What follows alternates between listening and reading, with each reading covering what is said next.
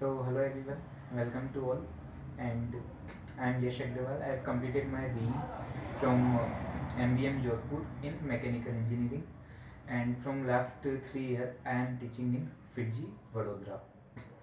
So for today's demo round, I have chosen the topic electric dipole. So first of all, what is electric dipole? हम यहाँ पर electric dipole को कैसे define करते हैं? तो हम इसे डिफाइन कैसे करेंगे? इट इज कॉम्बिनेशन ऑफ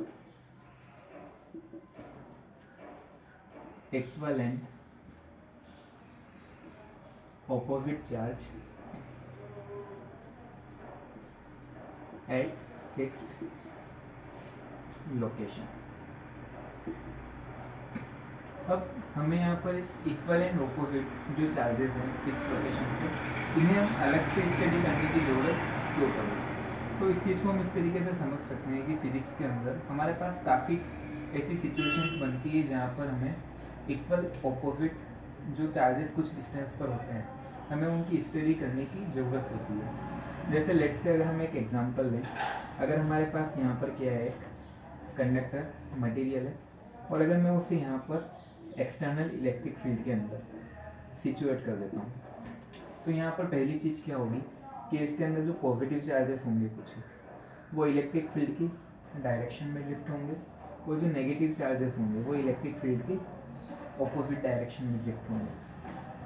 तो यहाँ पर कुछ टाइम बाद हमें सिचुएशन कैसी नज़र आएगी कि इस तरफ हमारे नेगेटिव चार्जेस क्रिएट हो चुके हैं और इस तरफ हमारे पॉजिटिव चार्जेस क्रिएट हो चुके हैं एट सम डिस्टेंस। और ये यहाँ पर इक्वल पॉजिटिव और नेगेटिव चार्जेस ये यहाँ पर खुद की तरफ से क्या करेंगे, हमारी अप्लाइड इलेक्ट्रिक फील्ड के ऑपोजिट डायरेक्शन में इलेक्ट्रिक फील्ड को इंड्यूस करेंगे। तो ये कब तक चार्जेस हमारे सेट होंगे? जब तक कि हमारी नेट इलेक्ट्रिक फील्ड क्या नहीं हो जाती, जीरो। क्योंकि उसके बाद में क्या होगा, हमारी और कोई एक्सटर्नल फील्ड बची नहीं ना, जिसकी वजह से हमारे और एक्स्ट्रा चार्ज क्या हो सके, ड्रिफ्ट हो सके। तो हमें इस सिचुएशन तक कुछ equal positive and negative charges हमें फिक्स लोकेशन पर मिल चुके हैं। तो इन सिचुएशंस की वजह से हम इलेक्ट्रिक डायपोल को स्टडी करते हैं। ओके, तो अब इसी के अंदर हम पढ़ते हैं कि इलेक्ट्रिक डायपोल की वजह से हम यहाँ पर क्या फाइंड आउट करते हैं, डायपोल इलेक्ट्रिक डायपोल मोमेंट। तो इसके अंदर दो चीज़ ध्यान रखने वाली है। सबसे पहले तो हम इसे P से डिनोट करेंगे, और ये क्या है हमारी वेक्टर क्वांटिटी। इसे हम डिफाइन कैसे करते हैं कि जैसे अगर हमारा एक पॉजिटिव चार्ज है और एक हमारा नेगेटिव चार्ज है, और उन दोनों के बीच में हम डिस्टेंस कितनी ले लेते हैं, L। तो जो हमारा डायपोल मोमेंट है उसका मैग्नीट्यूड कितना हो जाएगा, एक चार्ज का magnitude multiply with distance between them, जो यहाँ पर क्या हो जाएगी, L। ये तो हो गया मैग्नीट्यूड, और हमने यहाँ पर क्या बोला था कि डायपोल मोमेंट क्या है, एक वेक्टर क्वांटिटी। तो जब हम इसकी डायरेक्शन की बात करेंगे तो इलेक्ट्रिक डायपोल मोमेंट की डायरेक्शन क्या हो जाएगी, from negative to positive charge. तो उस वजह से हम यहाँ पर इस पूरे डायपोल मोमेंट को किस तरीके से डिनोट कर सकते हैं, हम नेगेटिव से पॉजिटिव चार्ज की तरफ एरो बना सकते हैं, और उस एरो का मैग्नीट्यूड क्या हो जाएगा, एक चार्ज का magnitude multiply with distance between them, और वो क्या हो जाएगा, ई के। अब ये तो हो गया हमारा एक सिंगल पॉजिटिव और नेगेटिव चार्ज के लिए, लेकिन हमारे पास बहुत सारी सिचुएशंस ऐसी होती है जहाँ पर हमारे मल्टीपल चार्जेस होते हैं। तब हम क्या करें, तो उसके अंदर हमारे दो केसेस बनते हैं, या तो हमारे चार्जेस क्या है, डिस्क्रीट नेचर के, या फिर हमारे चार्जेस क्या हो सकते हैं, कंटिन्यूस नेचर के। तो जो इसके अंदर पहला केस है डिस्क्रीट नेचर वाला, तो उसके अंदर हम क्या करेंगे, जितने भी जो हमारे पॉजिटिव और नेगेटिव चार्जेस के कॉम्बिनेशन बन रहे हैं, तो उनमें हम चार्ज का मैग्नीट्यूड लेंगे और मल्टीप्लाई विथ क्या करेंगे, डिस्टेंस बिटवीन देम, जिसे मैं लेट से यहाँ पर आर से डिनोट कर देता हूँ। और हम यहाँ पर आर को क्या डिनोट करेंगे, वेक्टर, जिसकी डायरेक्शन क्या होगी, हमेशा negative to positive. Of course हमारा डायपोल क्या है, वेक्टर क्वांटिटी है, तो यहाँ पर हर एक चार्ज का multiply with distance between them, और फिर इनका जो एडिशन होगा वो हमारा कौन सा होगा, वेक्टर एडिशन।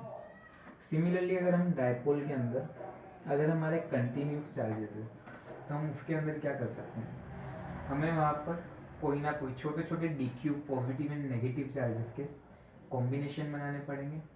तो उसमें से हमने चार्ज का मैग्नीट्यूड कंसिडरेशन में किया और मल्टीप्लाई विथ क्या करेंगे, डिस्टेंस बिटवीन देम। तो वहाँ पर हमारा डायपोल मोमेंट क्या हो जाएगा, चार्ज का magnitude D Q multiply with distance between them, जो क्या हो जाएगी डी क्यू आर, और फिर से ये भी क्या होगा हमारा वेक्टर एडिशन। ओके, तो अभी हमने यहाँ पर दो तरीके के चार्ज सिस्टम कंसिडरेशन में लिए थे, एक डिस्क्रीट और एक कंटिन्यूस। तो हम दोनों तरीके के एक एक एग्जाम्पल कंसिडरेशन में ले लेते हैं। जैसे जो पहला क्या था हमारा डिस्क्रीट चार्जेस का, तो उसका हम एग्जाम्पल क्या ले सकते हैं कि जैसे लेट्स से ट्रायंगल है, ट्रायंगल के तीनों कॉर्नर पर मैंने चार्जेस रख सकते हैं, जैसे क्यू क्यू और यहाँ पर -2 क्यू। तो जब हम इस सिस्टम को देखते हैं तो हमें यहाँ पर पहली चीज़ क्या नजर आती है कि टोटल चार्ज यहाँ पर क्या है, 0 है, और जितने भी जो चार्जेस है पॉजिटिव और नेगेटिव उनके बीच में कुछ डिस्टेंस है, मतलब यहाँ पर डायपोल बन सकता है। पर हमें यहाँ पर डायपोल डायरेक्ट नज़र नहीं आता क्योंकि यहाँ पर Q और Q है और यहाँ पर -2 क्यू। तो बेसिकली हम यहाँ पर -2 क्यू को किस तरीके से ऑब्जर्व कर सकते हैं, it is summation of -q and -q। तो एक -q इस q के साथ में डायपोल बनाएगा, एक -q इस q के साथ में डायपोल बनाएगा। तो हम अगर यहाँ पर ध्यान से देखें तो इस -q और q का चार्ज, ये डायपोल मोमेंट हमारा कुछ इधर बनाएगा और इसका dipole moment P is equal to कितना हो जाएगा, अगर मैं इसकी साइड्स कितनी ले लेता हूँ a, तो इसका जो डायपोल मोमेंट P वो किसके इक्वल आ जाएगा, q इंटू ए। एक -q इस q के साथ में बनाएगा, उसका dipole moment negative to positive side, और इसका भी मैग्नीट्यूड कितना आ जाएगा, एक चार्ज का magnitude q multiply with distance between them is a। और जैसा कि इक्विलेटरल ट्रायंगल में दोनों के बीच का एंगल 60 डिग्री होता है, तो ये वाला एंगल भी क्या हो जाएगा, 60 डिग्री। तो अब हमें इन दोनों को क्या करना है, वेक्टर एडिशन। तो दो वेक्टर है, दोनों के बीच का एंगल 60 डिग्री, तो रिजल्टेंट मैग्नीट्यूड क्या हो जाएगा, under root of P square plus P square plus 2p square cos 60।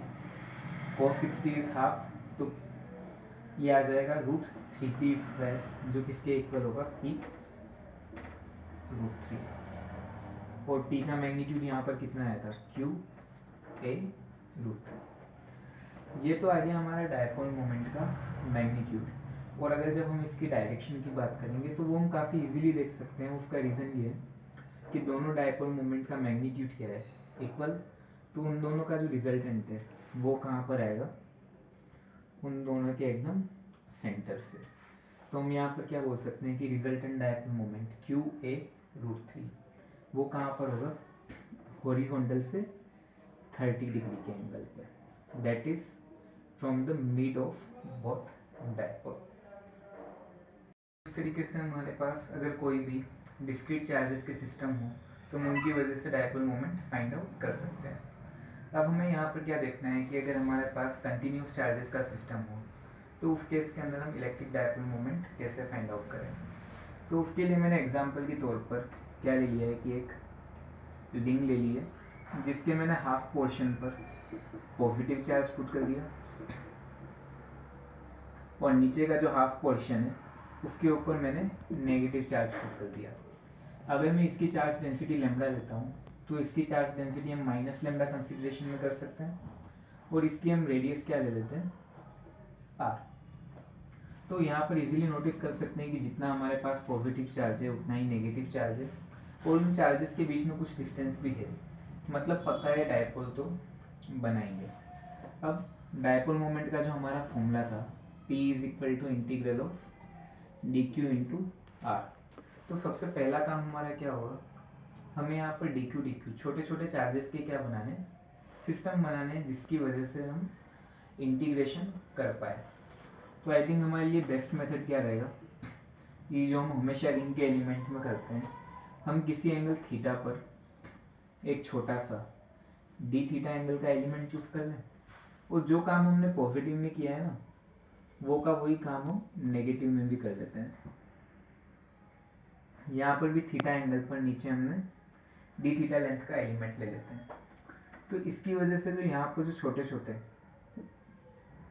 यहाँ पर डी क्यू और यहाँ पर माइनस डी क्यू चार्ज जो आएगा वो कितना हो जाएगा, इस चार्ज का अगर मैग्नीट्यूड देखोगे तो charge density lambda multiply with length D L, और अगर आर रेडियस से डी थीटा एंगल सबटेंड करता है तो आर की लेंथ कितनी हो जाएगी हमारी, आर डी थीटा।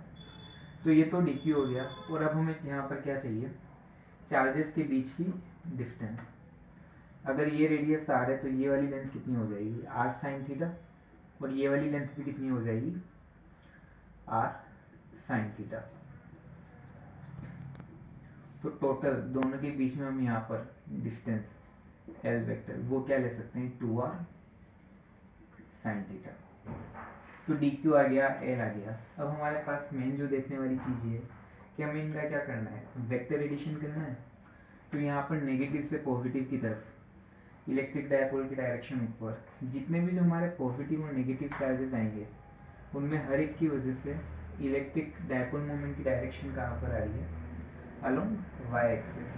तो हम यहाँ पर सारे डायपोल मोमेंट को क्या कर सकते हैं, इजीली ऐड कर सकते हैं, क्योंकि सभी की डायरेक्शन क्या है, सेम।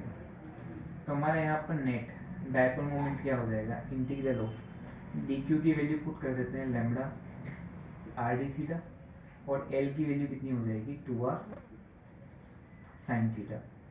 वो थीटा की वैल्यू हमारी चेंज कहाँ से कहाँ तक होगी, यहाँ से लेके हमें पूरा लास्ट एलिमेंट तक को काउंट करना है।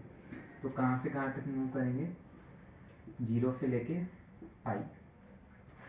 कांस्टेंट क्वांटिटी को इंटीग्रेशन से बाहर ले लो तो वो कितना हो जाएगा, 2 लैम्बडा आर स्क्वायर, और अंदर इंटीग्रेशन में क्या बच जाएगा, sine theta into D theta, और लिमिट कहाँ से कहाँ तक हो जाएगी, 0 टू पाई। साइन थीटा का इंटीग्रेशन होता है हमारा माइनस कॉस थीटा, और लिमिट 0 टू पाई। इसको अगर हम सिंप्लीफाई करेंगे तो cos पाई की वैल्यू -1 माइनस cos 0 की वैल्यू 1।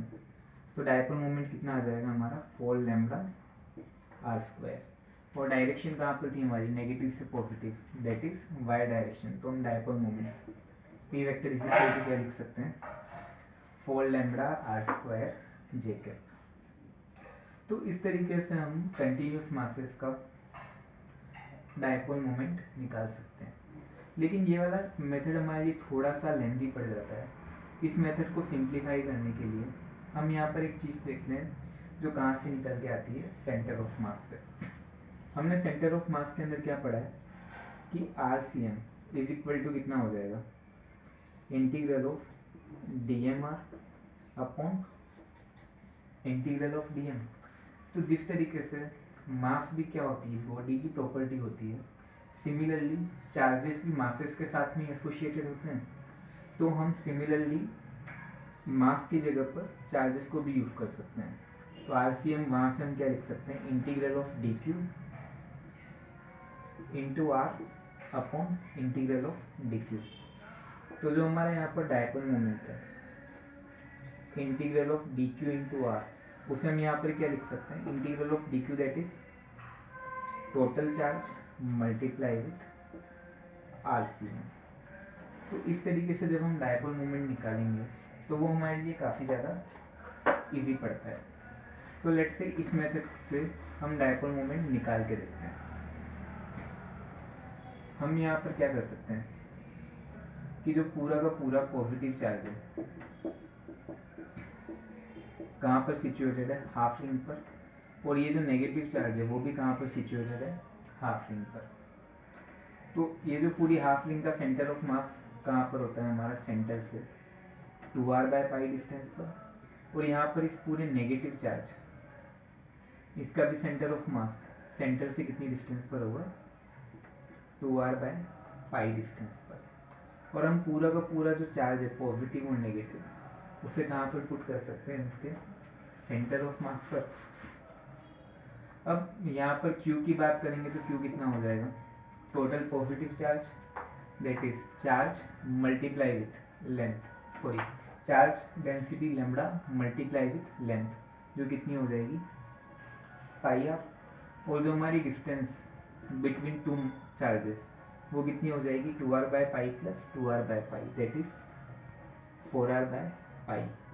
और यहाँ से हम इजीली डायपोल मोमेंट देख सकते हैं नेगेटिव से पॉजिटिव की तरफ, y डायरेक्शन में आ रहा है, और मैग्नीट्यूड कितना आ जाएगा q into L that is lambda pi R into 4r by pi, और डायरेक्शन हमारी जे कैप, तो आंसर कितना आ रहा है 4 lambda R square J cap. तो इस तरीके से हमारे पास कोई भी चार्जेस के सिस्टम आए आइदर डिस्क्रीट एंड कंटिन्यूस, हम easily electric dipole moment find out कर सकते हैं। So thank you for watching.